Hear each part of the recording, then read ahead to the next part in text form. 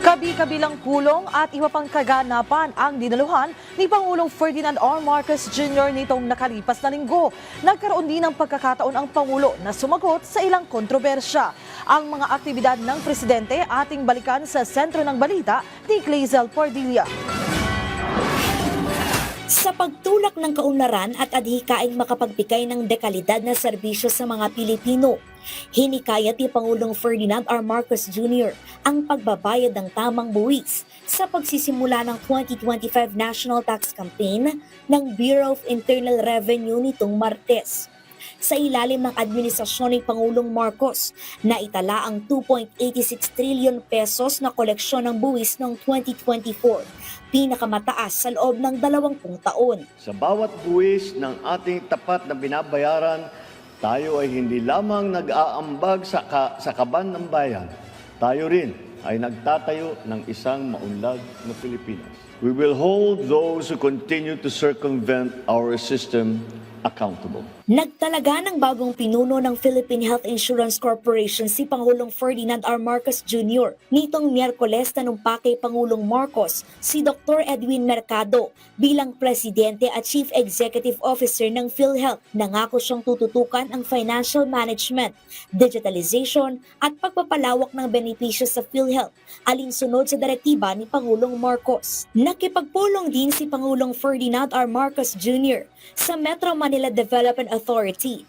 Tinalakay ang mga hakbang para maibsan ang mga pasakit ng mga commuter. Sisimulan na ang rehabilitasyon ng EDSA sa susunod na buwan ng Marso at maglalagay ng mga underpass at overpass sa C5. Pinasalamatan ni Pangulong Ferdinand R. Marcos Jr. si outgoing Thai Ambassador to the Philippines Taltray Sorat sa kanyang kontribusyon sa pagpapatibay ng ugnayan sa pagitan ng Pilipinas at Thailand. Sa farewell call sa Malacanang, kinilala ng Pangulo ang mga kasunduang nabuo sa ilalim ng panunungkulan ng naturang opisyal, kabilang ang 54 na bilateral agreement sa sektor ng agrikultura, turismo, kalakalan at depensa. We want every budget allocation, policy decision, and program implementation to involve public participation, all in pursuit to the empowerment and to the upliftment of our people. Binigyan diin ni Pangulong Ferdinand R. Marcos Jr. sa Open Government Partnership Asia and Pacific Regional Meeting nitong Huwebes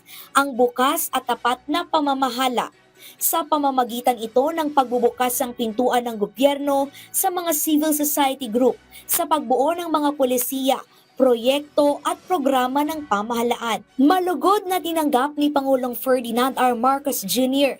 ang planong 7 bilyong pisong pamumuhunan ng Mitsubishi Motors Corporation sa Pilipinas sa loob ng susunod na 5 taon. Inaasahang lilikha ito ng mas maraming trabaho para sa mga Pilipino. Magiging bahagi ito ng Revitalizing the Automotive Industry for Competitiveness Enhancement Program na layong palakasin ang sektor ng sasakyan sa bansa. Huwebes ng hapon, mariing itinanggi ni Pangulong Ferdinand R. Marcos Jr. na may kinalaman siya sa impeachment complaint laban kay Vice President Sara Duterte. Na-impeach si Duterte sa mababang kapulungan ng Kongreso matapos suportahan ng mayorya ng mga mambabatas ang ika-4 na impeachment complaint laban sa ikalawang pinakamataas na opisyal ng bansa. No, the executive cannot have a hand in the impeachment. Walang role ang executive sa impeachment. I do not give guidance to Congress. We are independent of each other. Pinangunahan ni Pangulong Ferdinand R. Marcos Jr. ang pagdiriwang ng ika-100 at 23 anibersaryo ng Bureau of Customs nitong Biyernes. Ipinagmalaki ng pamahalaan ang collection performance ng BOC na karaang taon na pumalo sa 931 billion pesos, mas malaki kumpara noong 2023. Nakipagpulong din si Pangulong Ferdinand R. Marcos Jr. kay United Arab Emirates Minister of Investment Mohammed Hassan Al-Suwaidi. Kapwa tinalakay ng dalawang leader ang pagbubukas ng mas maraming oportunidad sa sektor ng infrastruktura, malinis na kuryente, artificial intelligence at edukasyon. Matapos kilalanin ng UAE ang potensyal ng Pilipinas bilang sentro ng negosyo at kalakalan sa rehiyon. Clazel Pordilla para sa Pambansang TV sa Bagong Pilipinas.